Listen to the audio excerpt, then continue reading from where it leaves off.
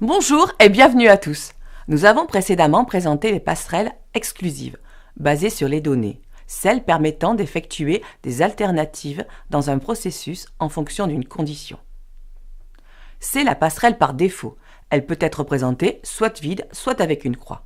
Rappelez-vous, dans notre exemple, une fois que le client a demandé la note, on lui demande s'il possède une carte de fidélité.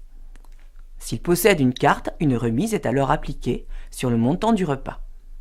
On souhaite donc diviser le flux en deux en fonction de si le client possède ou non cette carte. Côté formalisme, on remarque plusieurs choses. Les passerelles sont reliées aux autres concepts par des flux de séquence. On indique la question correspondant à la condition voulue. On note sur les flux de séquence les critères des différents chemins possibles. Dans la norme BPMN, il existe d'autres types de passerelles pour modéliser d'autres chemins de séquence que nous allons vous présenter. La passerelle parallèle permet, comme son nom l'indique, de modéliser des flux de séquence en parallèle. Le signe plus permet de spécifier ce type de passerelle.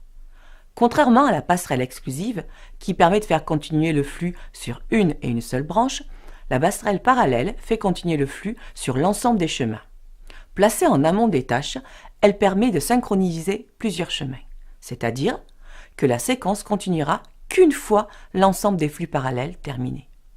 Soyons concrets. Si l'on reprend notre exemple du processus de service d'un client dans un restaurant et que l'on se place dans un contexte de fast-food, une fois la commande saisie, les différents éléments composant le menu peuvent être préparés simultanément. On utilise donc une passerelle parallèle pour diviser le flux en différents chemins.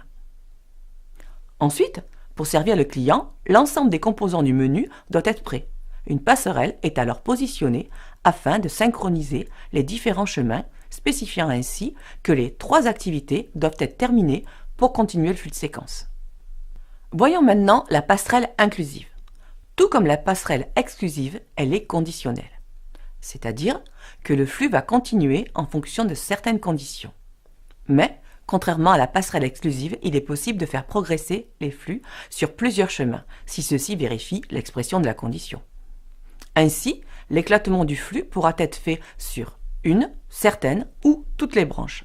De même que pour la fusion des flux, il pourra concerner un, certain ou tous les chemins. Reprenons notre exemple. Dans la version où nous utilisions une passerelle parallèle, cela impliquait que le menu devait être composé de ces 3 éléments, car on continuait vers les 3 activités réalisées simultanément. Cependant, il peut arriver qu'une personne ne commande qu'une boisson, qu'un burger, juste une boisson et un burger, ou le menu complet. Il faut s'adapter à ces différents cas de figure. Aussi, une passerelle inclusive peut être utilisée. En fonction du contenu de la commande, notre condition, le flux de séquence continuera sur un, plusieurs ou l'ensemble des chemins. Et il en va de même pour la réunion du flux.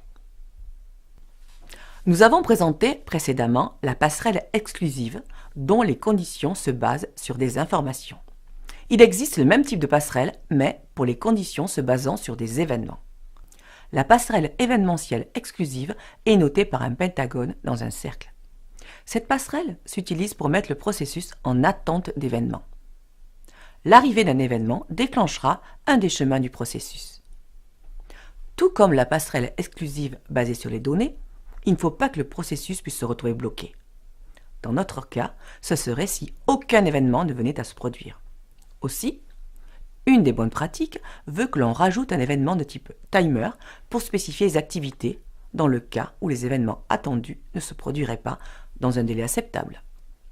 Par exemple, dans un restaurant classique, une fois le client servi, nous pouvons attendre que le client nous demande la note, ce qui correspond à notre événement de type réception de message, ou la lui apporter automatiquement 1 heure après avoir été servi, correspondant à notre timer, ou encore une fois que l'on a observé que le client a terminé, avec notre événement de type signal.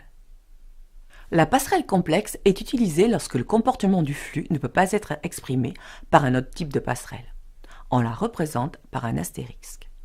Elle permet de modéliser une synchronisation complexe, donc basée sur une condition ni exclusive, ni inclusive, ni parallèle, qu'il faut préciser en commentaire.